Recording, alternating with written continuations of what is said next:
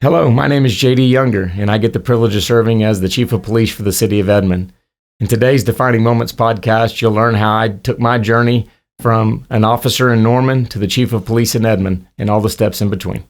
Thank you for tuning into Defining Moments podcast.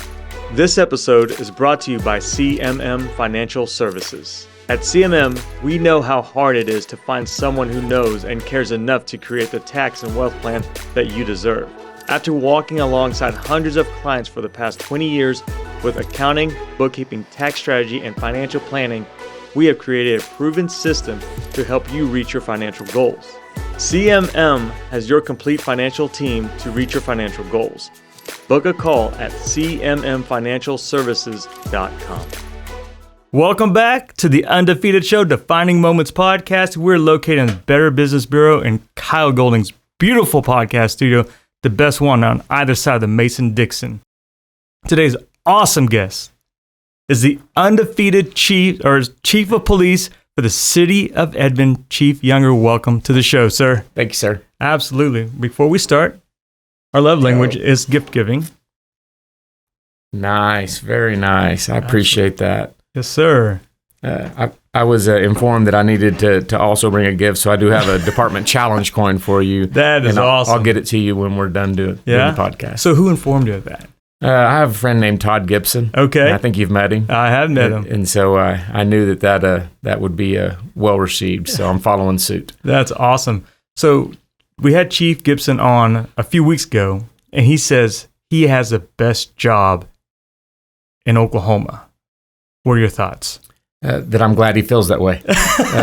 I would hope that anyone that has a job would think that they have the best job, or at least they're trying to make it that way. Yeah. But no, he does have a very attractive job in a city that is highly supportive of our career field. Sure. And so that's really all you can ask for is a community that appreciates the service that's being delivered and will work with you to improve the service. Yeah. And so I think his city has shown for many years now that they are highly supportive of their public servants and willing to work for them to make sure the citizens are getting the service they expect. Yeah, that's awesome.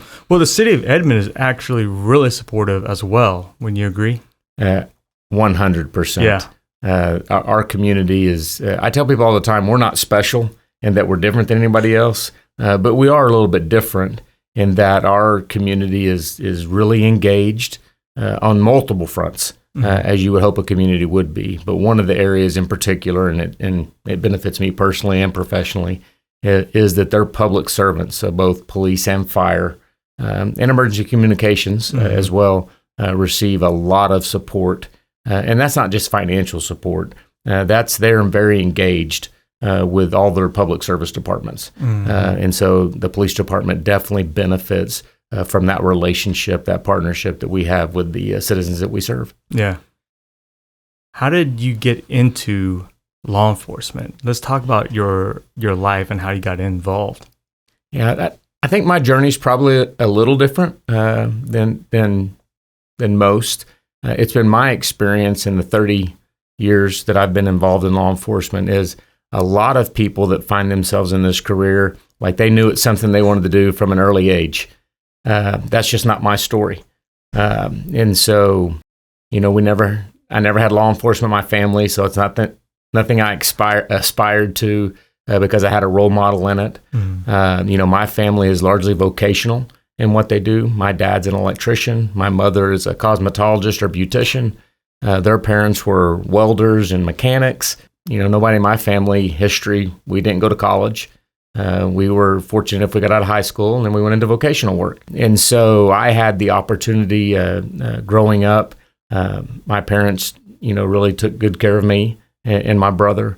And so we were afforded the opportunity to focus on educational achievement. So when I graduated high school, and went to college, really first generation of my paternal line that had gone. And so didn't really know what I was going to do. I was thinking more along the lines of business. But as 18-year-olds are prone to do, I didn't make the best decisions academically. And so I kind of struggled in the wilderness through college, but eventually found my way to Rose State University, or Rose State Junior College. And they had a criminal justice program. And so the classes, they intrigued me. And so I took the first one or two, and I thought they were not overly burdensome as far as the workload.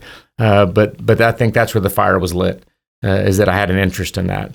And so I tell people, when I graduated my associates from Rose State, I transferred down to the University of Oklahoma. And so when I went and saw the counselor there, they said, okay, you have this associate's in criminal justice. We have a law enforcement administration program. And if you choose to transfer into that program, you'll get full credit for all that you've done in your associate's work, and you can move right into your undergraduate work, and 2 years from now you could be out of here. They said, or you could choose a different path, but you're probably going to lose like 24 hours of your associate work, and you're going to have to repeat that here. And I said, law enforcement administration sounds like the course for me. So again, I was already intrigued in the career field. And so that helped me make that decision. And then at the same time, I was working for Gregory's Sporting Goods in Del City, which is now in Moore with our friend Todd. But I worked with several people that were pursuing careers in law enforcement. And as it would have it now, so here we are 30 years later, one of the fellows I worked with is the Deputy Chief of Police in Midwest City. One of them is a night shift lieutenant in Yukon. And one of them recently retired from the Federal Transfer Center.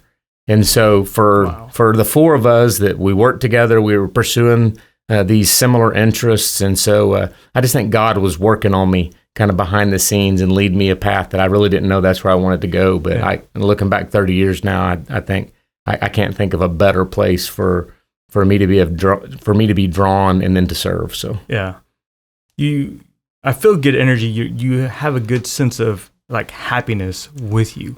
What drives you? What makes you happy? What brings you joy? I hope all people have an experience similar to mine.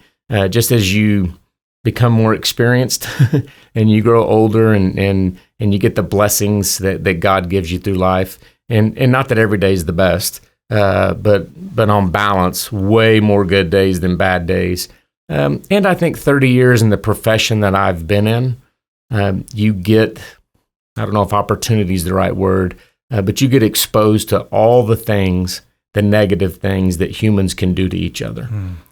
But on the flip side of that coin, you also get exposed to all the good that humans can do for each other. Yeah. And it's just been my experience, either gifted through God or what I choose to do, is to focus on all that good. And so I continuously get to see the good things that people are doing for their fellow humans. Yeah. And when you see that and you concentrate on that, I think it helps you. It helps me. I'll just speak for me. It really helps me to kind of have that positive attitude and see all that's possible. Yeah. Even in days when it's not going your way or you're having to experience tragedy, you just know that there's so much potential within individuals. And to get to see that come out, I count it as a blessing. Yeah. You talked about your dad being a welder and your mom being a cosmetologist. What's a character trait from each parent that you really resonate with? I would say, from their vocational work, it's definitely a work ethic. And neither of my parents, I tell people that it seems like my job is I get paid by the word because I talk a lot. And my parents don't. They communicate with me for sure, but they just were never really big talkers growing up. They let their actions and lives speak for themselves. And so what I'll talk about is work ethic. And that's not because my dad told me every day, you need to get up and do something. It's because every day my dad gets up and does something. Now, even into his 70s, he doesn't have to talk about it. It's just his life. Whether it's something that needs to be done at home, if it's mowing the yard, if it's cleaning the house, if it's, but when he was employed full time, he worked 35 years for General Motors. And I just recall he got up every day and went to work. Many of those days were on afternoons or night shifts because they worked shift work then. And then I got into a profession that worked shift work, but he never complained about it. He was grateful to work where he worked. When he would talk, he would tell me about how grateful he was that he had this opportunity to work for a good employer, that he knew was going to be there each and every day. My mom was a cosmetologist, worked outside the home for a period of time, and then we had a shop in our house for a period of time and just went to work. And it was never a burden. It was always a blessing. And those weren't their words, those are their actions. And so I would say one of the strongest things that they instilled in me was just have gratitude for the opportunities you've been given. And so hopefully I can carry a little bit of that forward. Yeah. What was your first job in law enforcement that led you up to chief of police? Yeah, well, my very first job in law enforcement was at the Norman Police Department. In the early 90s under President Bill Clinton, the federal government invested a sizable portion of funds into increasing the number of police officers by 100,000. And so these community-oriented policing grants is what the federal government did for local communities to be able to add police officers to their force. And so in 1994, shortly after I graduated from the University of Oklahoma, the city of Norman had acquired a grant to add 8 officers under this community-oriented policing services grant. And I was one of the 8 that was selected for that opportunity. And so starting in 1994, went through the Norman Police Academy and then spent 24 years serving in that community. Wow. So you went from there, then what was the next step from law enforcement, police officer? Yeah, well, at Norman, I was afforded many opportunities. Okay. So, in I'm assuming all police departments that have a uniformed service, a person that starts as an officer, they come in and start answering calls for service. That's where you get your start.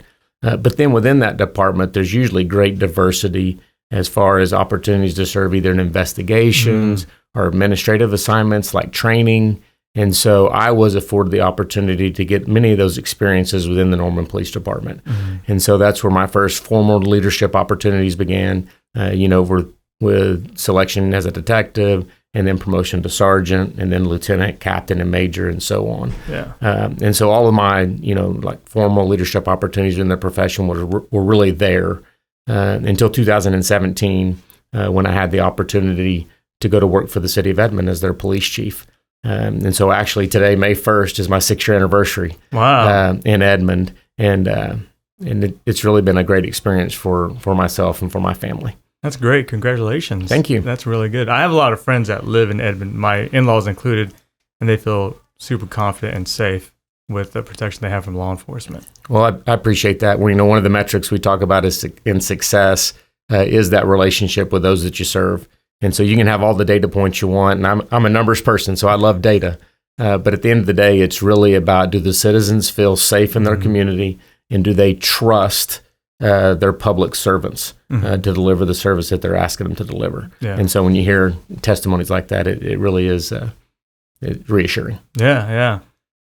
Do you have any close calls? You're going to talk about life or death situations as a police officer?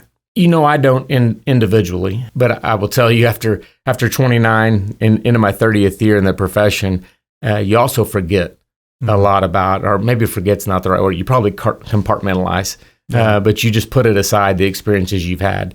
And so it's not uncommon when I'm talking to a friend or a colleague that I've known for years and years for them to bring up an instance and go, "Hey, remember this time?" And I'll be like, "Well, no, I didn't. But now that you bring that up, yes, I do remember that time."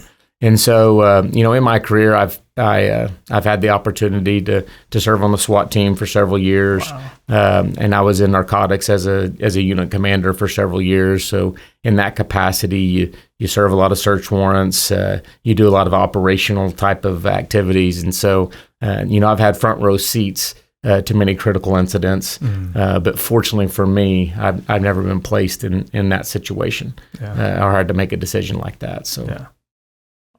You were talking about the SWAT team. Is it like what Hollywood produces out? Like all these units get pulled out. You got snipers on the rooftop in the tree line, and you got someone banging on that door with a big old, what you call it? There's a ram. Ram. Yeah. Well, those elements definitely exist. But like most police work, you've heard the adage. It's it's 99% boredom and 1% sheer terror. Right. I don't know if those percentages are right, but often the preparation. For incidents like that, takes up much more time than the incident itself. But I've definitely stood in they call it the stack. I've been in the line where you're having to have a ram ready to go through a door, and And again, but fortunately, all of those things ended with peaceful resolutions, the ones that I was involved in. And so, I enjoyed my time doing that. I'm glad I don't have to do it anymore. Yeah. How do you mentally prepare for each day? Well, again, I think you have to have a base understanding of what you're doing. I tell people law enforcement, it has a lot of fun things. It's a fun job, in my opinion. If it weren't fun, I don't know why a person would continue to do it, because you do get exposed to just some terrible things. You get to see the absolute worst things one human can do to another. And so I think to be able to process that and handle that as a human, it really has to be a calling. You have to understand why you're sacrificing that mental capacity that you are sacrificing in your own brain to help others. You have to understand what you're getting into it for and ultimately what you're getting out of it. And if there's not some degree of personal satisfaction in helping others, this would be a very challenging career, both day to day and long term. And so for me, long ago, I just came to that realization of what I was doing and why I was doing it. And I'm very, very comfortable with that. And again, God has gifted me with the ability to process the things that I've seen, which is a difficult career. And I think only now are we really starting to acknowledge that across the profession. There's been a great deal of improvement in mental health services and preparation for first responders, police, fire, emergency services alike over the last 30 years. And so that's one of the things I'm really proud of as a member of the profession, of just the strides we're making on that front. Mm-hmm. You talked about in 1994, President Bill Clinton passed the bill to fund law enforcement, and you shift from 1994 to 2023 where, and I don't know if it's social media or the news, but I feel like it's more negative, and you hear the term defund the police a little more often than you probably want to hear, or at least for me. How do you deal with that type of negativity, and how do you have your city rally around law enforcement? Well, the first thing I would say is on that topic, is as humans in general, I think we need to be real careful with allowing any particular narrative to capture our minds or even our hearts, that we want to become defensive. And so I think that's the first thing, and I say that to myself. Don't let people capture your emotions with language. But I would think as a policy leader in my city, I think it's incumbent upon me when people say things like that is to ask more questions. I think in today's conversation, it's too easy for people to use a term and for me to believe it means one thing when it may mean something else. I even find myself using popular phraseology, sure. And I'm like, I really don't know exactly what that means. And so I need to be careful. And so when people say, what do you think about defund the police? I say, well, what do you mean by that? Because in my reading of it, that sentence, any sentence that has that phrase in it or that term, is usually followed by a sentence that says, so we can fund more educational opportunities, or so we can fund more mental health opportunities. And so my understanding of its use is really they want to take that money and use it for some other public benefit. And I'm like, okay, I may agree with increasing resources in these other identified areas. So now it's not a debate over whether we should have more of these other areas. I can now have the conversation of it's not a zero-sum game. And I think so much in life, people want to make everything about zero-sum. You're a winner, I'm a loser. I can have more, you can have less. And in some situations, that may be true.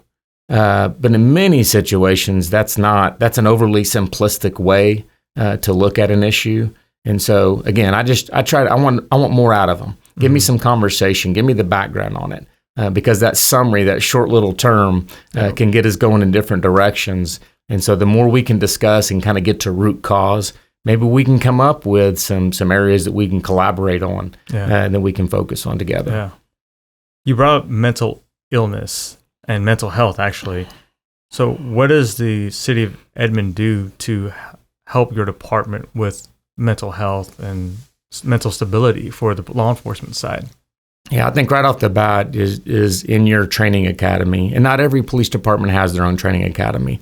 But since 2009, Edmond's been very fortunate to be able to conduct our own. And so that gives you a little latitude in your onboarding processes when you're establishing culture for an organization of what do you build in, what becomes an expectation.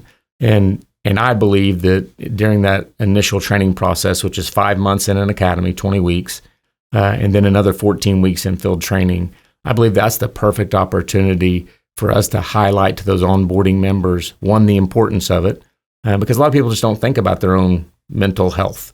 We'll tell you all day long, you should do push-ups and sit-ups so you're physically strong, or you should run so you have cardiovascular capacity. And I think generally society would say, yeah, those are all true. But people don't tell you, hey, there's a mental capacity that you need to be just as efficient at. And let's talk about the tools that we use to make sure that your mind's working right. Let's talk about the tools to make sure that your soul is working right. Because again, you're fixing to be exposed to things that will hurt you to your soul if you don't understand it. The first time you see an abused child, when you see an abused spouse, when you see a victim of sexual assault, how does your soul handle that? Your mind may be able to process why it happened, but how does your soul handle that? And so back to your question, is in the academy, we try to address that and make sure they're thinking through those things they need to think through. But as far as tangible services we provide, similar to most large workplaces, the City of Edmond offers an employee assistance program and access to other resources through insurance. But what we have found in the police department specifically is that we need to provide a trusted resource.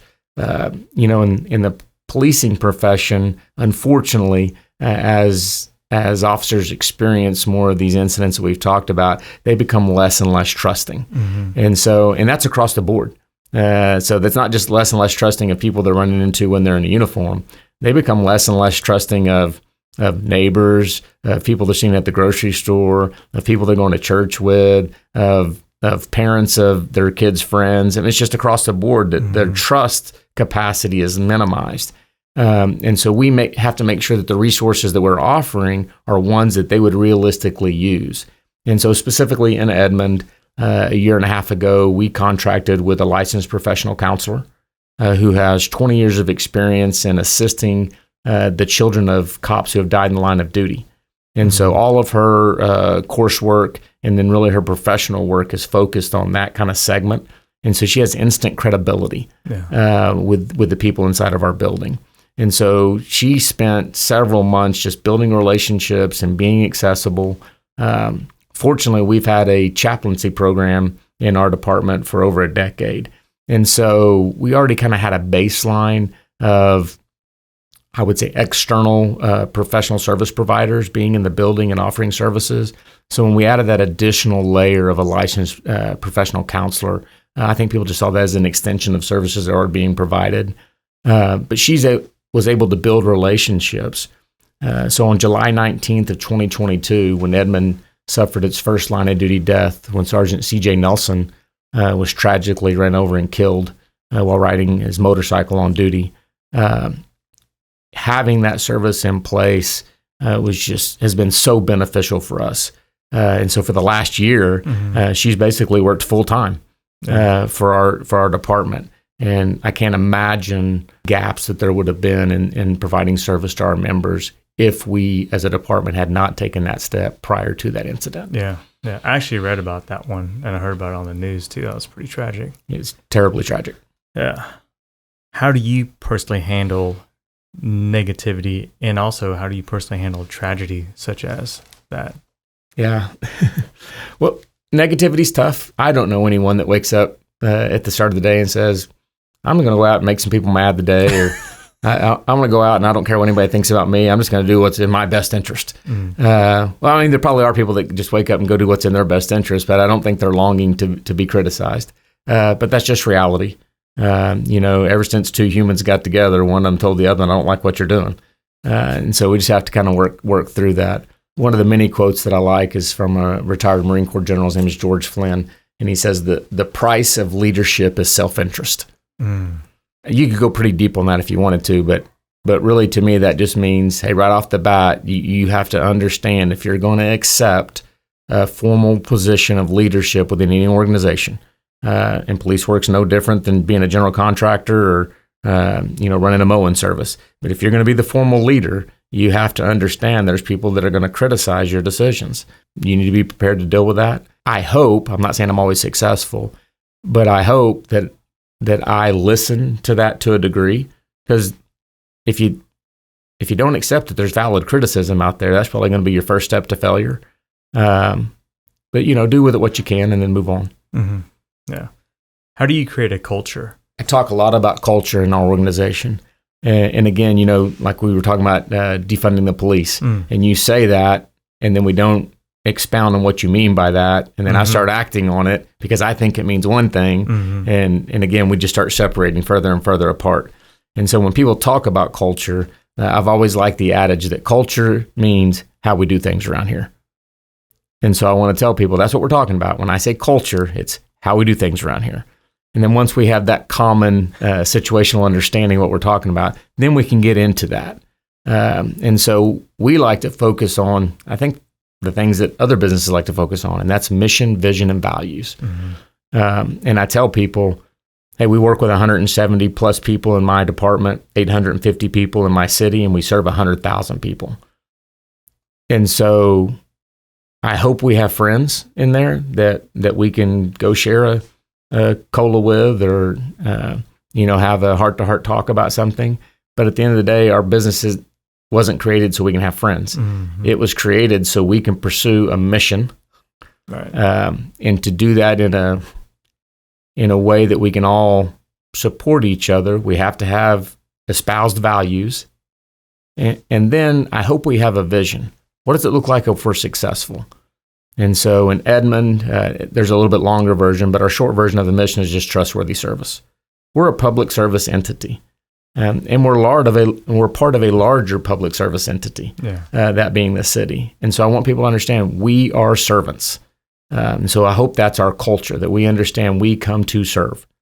The second part is we have a list of espoused values. It's not an exhaustive list. But we tell people we're about partnerships, accountability, respect, teamwork, and integrity.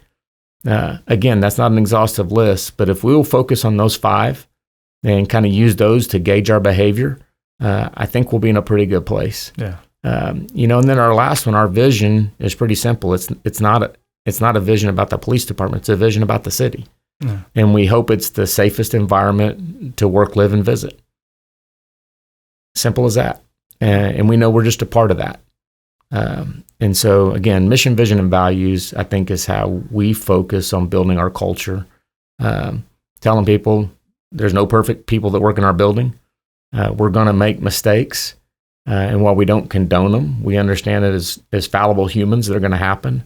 And it's really how we're going to respond to that. We talk about the difference between mistakes and misconduct. Mistakes are part of our humanity, and we can learn through them. Misconduct's a little bit different situation. That tends to be intentional or negligent. And in that case, we learning may be a little bit more difficult. But at the end of the day, we try to do it in a way that you're not branded for what your experience was, and that you're able to take that and be better because of it. In some cultures and organizations, we will use mistakes as an abasement tool. We're gonna degrade you. We can't do that. That doesn't make for a successful long-term member of the organization. We have to create an environment where they can learn, where we can all learn. I just talk for myself. I make mistakes all the time. But hopefully I'm given that opportunity to learn from them and then apply that knowledge in a way that's going to benefit my community in the future. When was the last time you had a cola with Chief Gibson? We actually meet monthly. Do you? At a minimum. We have a men's group. They just happen to be men because that's the group. It wasn't. It doesn't exclude females. It just happened to be that we had a group of friends in a similar profession. We all happen to be Christians, and so we get together once a month just to share life. Fortunately, we all have a tie to the same profession, so we're able to kind of learn off of each other. That's awesome. Again, you hear about You are a reflection of the 5 people you hang around with the most. Yeah. I buy into that. Yeah. And so I try to be intentional with hanging out with people and spending time with people that can improve me, that are better than me, in my opinion. Yeah. And he's one of those that I would consider the 5 that I think's better than me, and so I want to be around him. Yeah. That's awesome. I'm going to set up a meeting with you, me, and Chief Gibson. We're going to have barbecue. Good. I'd love to have that excellent moment with y'all. That'd be great. What are a couple questions you wish people would ask you, but no one ever asked? My position, I spend a lot of time meeting with members of the community, meeting with members of my own department. And so we talk about a lot of things. I'm trying to think things that people don't ask. In light of the recent difficulties in attracting people into my profession, maybe people should ask me more about what does it take to be a police officer, or how can we help in recruiting. I think those conversations are always good, especially in today's times where I hope it's become more evident that there is no stereotypical police officer. Right. You don't have to be 6'3" and 200 pounds. You don't have to have a military background. And so I think just that realization that the profession and the expectations have changed. Yeah. And so maybe professionally it's about that. That's a good question. What should people ask me? I liked what you started off with. How can you be so optimistic in today's time? And the reason I would like that question is hopefully that gives me an opportunity to kind of pour into others, to let them know why you should have optimism. Yeah. Hopefully related. So many years ago, I got to hear the former Oklahoma women's basketball coach, Sherry Cole, talk about her philosophies on leadership. She had a philosophy that she shared, and I may just be paraphrasing it, but I've adopted it, and I use it frequently.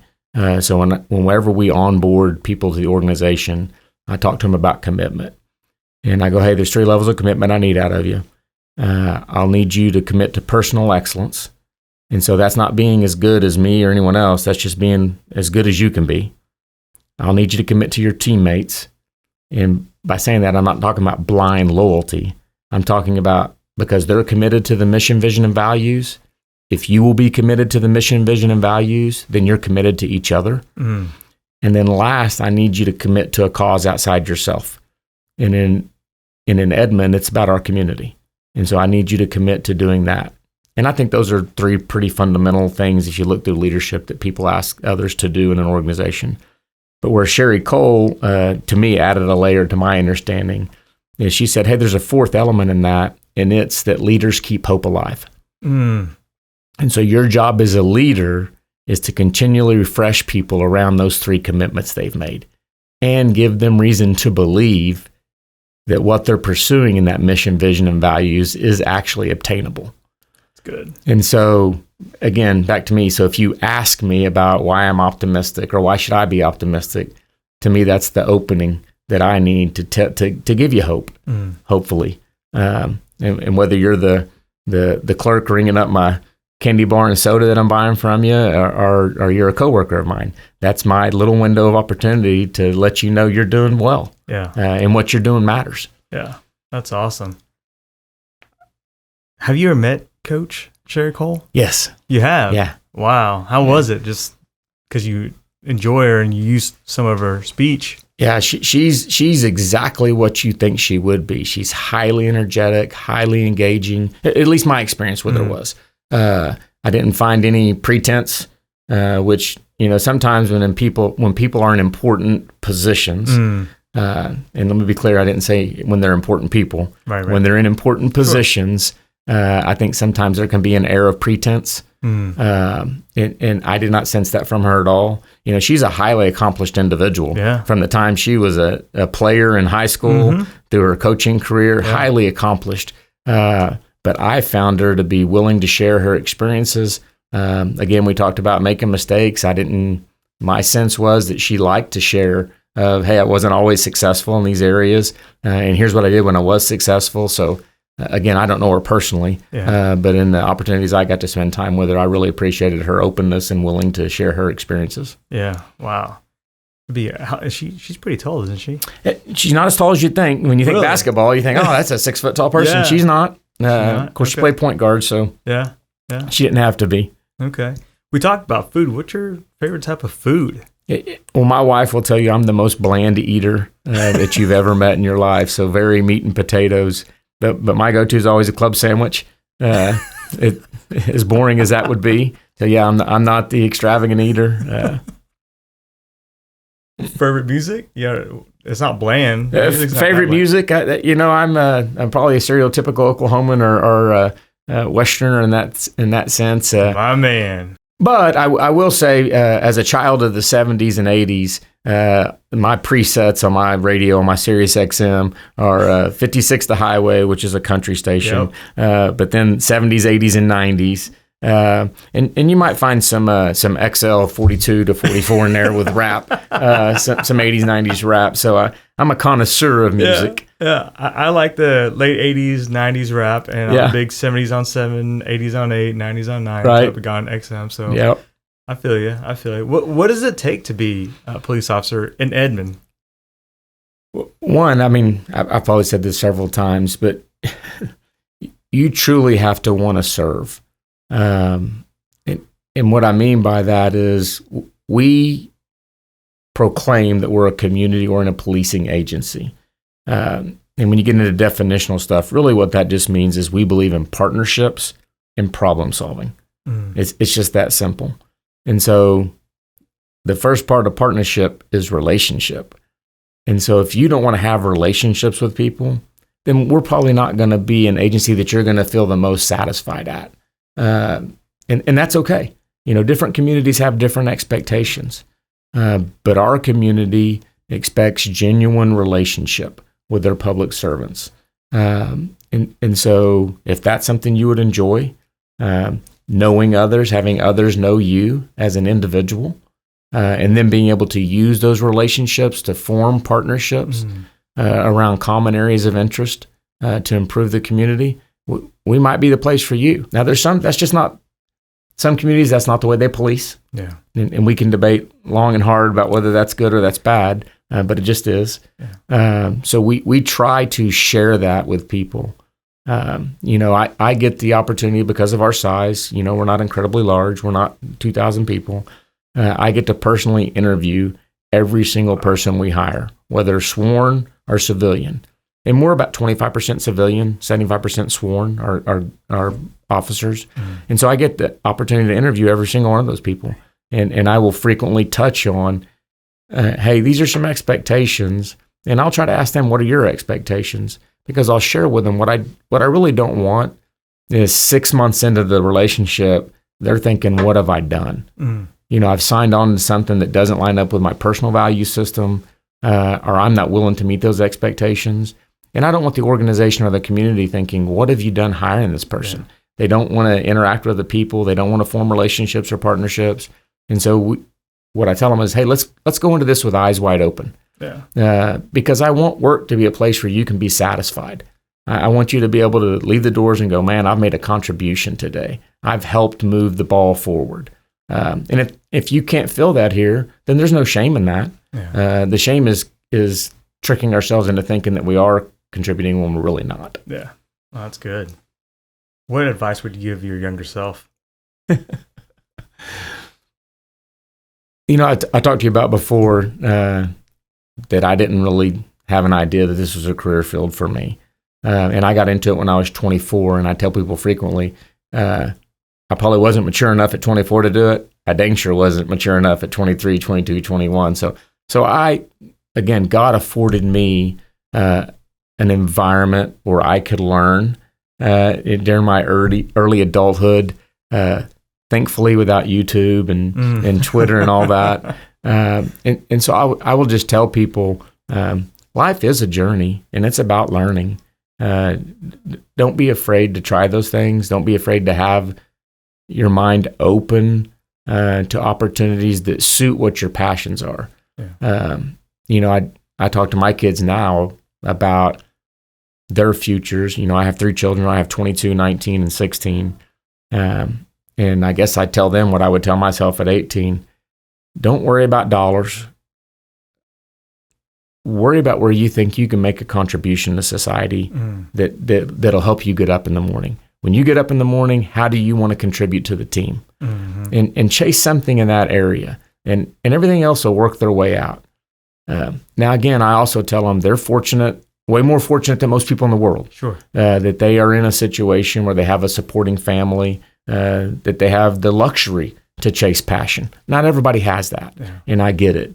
But hopefully I'd go back to my 18-year-old self who had also a very supporting family and just say, take a breath, figure out how you think you can make the best contribution. But again, I wouldn't change one single thing in my life. I've been afforded great opportunities. I have thoroughly enjoyed the people that I've gotten to know, the experiences I've gotten to have, and it's just been a tremendous blessing on my life. That's great. What 3 words would you use to describe your wife? Supportive. Yeah, really supportive. The profession that I'm in it's highly demanding in general. The position I'm in, the way I choose to serve, I open myself up to a lot of opportunities, which means my schedule's all over the place. I really can't tell you less than a handful of times she's ever said one single thing about the way I schedule something, whether that's 7 o'clock on a Saturday morning or 6 o'clock on a Sunday evening. She's very supportive of it. So supportive would be my first word. She's a Christian. And so that's allowed us, I think, to have a relationship that I never, as a young person, I don't think that I could imagine having that. And so that's afforded us really an opportunity to bond together as one. And so that's been a real blessing as well. And I would use the word opposite. She's opposite of me. So she's fine with not having any being exposed to other people as far as in meetings and things like that. And she's supportive of community events, but she doesn't feel the need to be on the stage up front. And so opposite. I would say that we are opposites in certain ways they're good, make us compatible. I think they make the whole. So yeah. Okay. What are you most proud of? I mean, obviously my first thought is my family. But when I say that, I'm a little hesitant to say that because it gives the impression that we've done something or that we're different than anybody else's family. And so I guess my pride just comes from my satisfaction in having it. My dad's one of 7. And they were all born within 10 years. And each of those had at least 2 kids. So I grew up with a ton of cousins. I think I took it for granted a lot that I had this family around and we got to share all these experiences. I've been looking back, I go, that's the most satisfying part of my childhood and early adulthood was I had all this family around.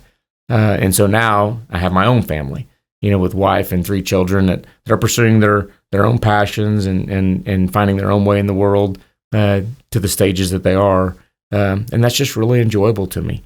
To be able to see again the blessings that God has put in my life, and then allowing me to live vicariously through them at this stage of their life. My parents are both still alive and very much healthy, so I just my greatest blessing and pride comes from just my family. And again, if I tell people all the time, if you're into genealogy and you take the little test and run it, there's nobody in my family that they're writing books about or anything else. We're just normal, everyday people. And I find pride in that too. That we're just part of the team. I think we live in a time in human evolution that it seems like everybody wants to strive to be the standout, to be the, hey, look at me. I want my name on something. I want to be the head of something or the lead of something. And I'm not saying those aspirations are bad, but I hope at the end of the day, the contribution is I helped move it forward. I hope when it's all tallied up, I gave at least a little bit more than I took. Don't know if that'll be the case. But again, my pride comes from being associated with family members. I think pretty much that's what they do. They try to give more than they take, and I think the world will be better for it. Got any good book recommendations? Well, my most recent book that I've been reading, and it's not a new one, is Extreme Ownership. So I think that's a good one. I just recently opened back up. I ordered a 25th anniversary edition of Daniel Goleman's Emotional Intelligence. Oh, wow. Okay. And it's been a while since I went over it, but I'm a big EI fan. Because again, back to managing yourself, managing your emotions. I would probably say you don't even have to go with Goldman, but I think he's the gold standard. But for those not familiar with emotional intelligence, especially those that pick other formal leaders in the organization, if you go back and read any of the research on EI and how the studies show that plays out in success within teams, I think that they would find a lot of value in it. Yeah. Wow. How do you want to be remembered? Again, hopefully the first thing is that I was a Christian man. And again, that doesn't mean I'm perfect or I don't make mistakes. I make them all day long. Hopefully that means the mistakes I make, I'm sorry for. And I make them trying to do what I thought was the right thing, given the circumstances. And I'm still a work in progress. So hopefully, at the end of it, they'll say, you never stop trying to be a better human, understanding that he wasn't perfect. And depending on what stage of life you went and interviewed someone about me, I would hope as I get older, the interviews will be better. Yeah. That you'd say, oh, well, he was better at it at this stage and better at that stage. So I'm 53 now. I'd love to be 153. Not really. But as time goes on, I hope I can say, and I hope people will say about me, no, he truly was committed to trying to be better. Yeah. That's great. Well, Chief, thank you so much for your time. Thank you for your service to your great community, our state, and I know my in-laws adore the heck out of the police department in Edmond, so I appreciate you. Thank you so much. I appreciate the time with you. Thank you, sir. Yeah, absolutely. For more Defining Moments podcast content, visit our webpage, www.undefeated.show. Follow us at Def Moments Pod on Twitter and at Defining Moments Podcast on Instagram.